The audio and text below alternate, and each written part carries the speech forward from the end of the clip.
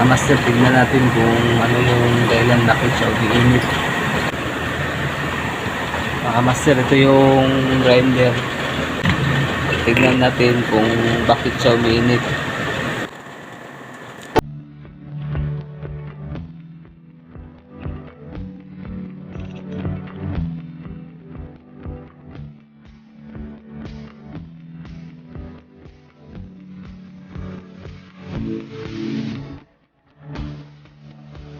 Master, may nakita akong dahilan kung bakit uminit grinder natin is dito guys, patingin ko sa inyo.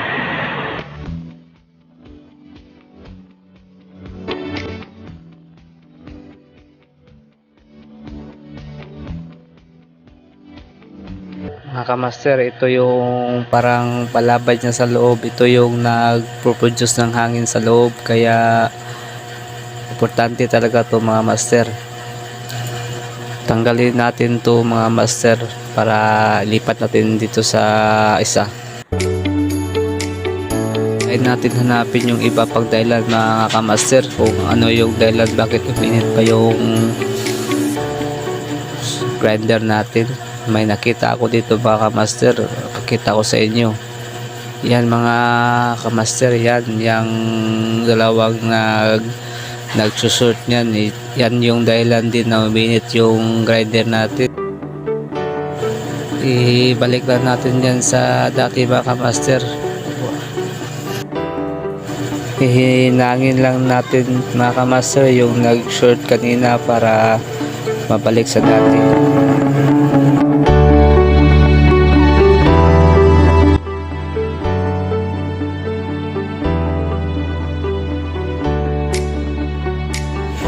Ayan na mga kamaster, nabalik ko na. So okay na yun. Kaya kailangan na natin ng varnish mga kamaster para hindi mag short yung oil natin, kasi nakahinang na, kasi nalagyan na lang natin.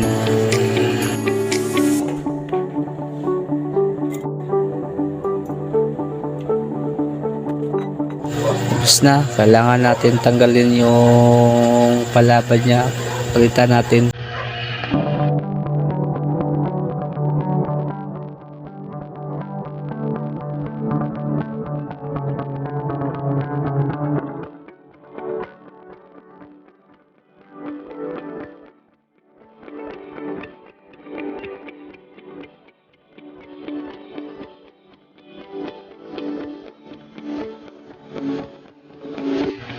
Hindi magkasya mga kamaster yung nakuha natin, kaya maghanap tayo ulit. Ito mga kamaster, parang may nahanap na ako dito. I-try natin to, baka magkasya.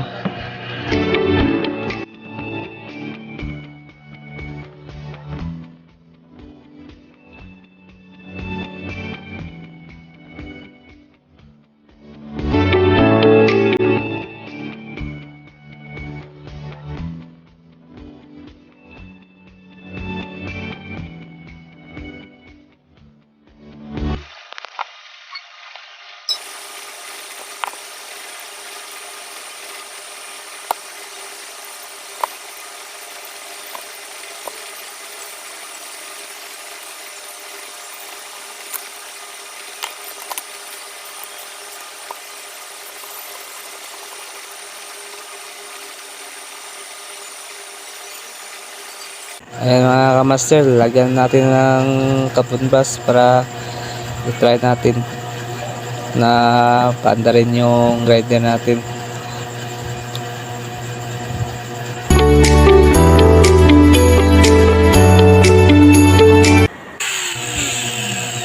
Okay naman yung grinder mga kamaster, parang hindi naman umiinit.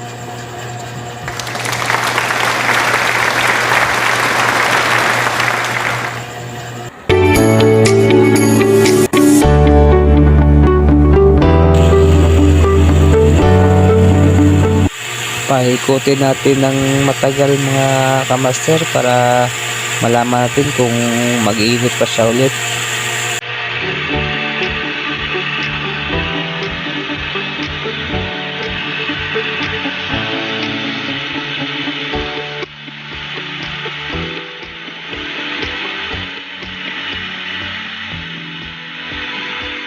Okay na mga kamaster. Sana makasubscribe kayo sa YouTube ko para updated kayo sa video ko.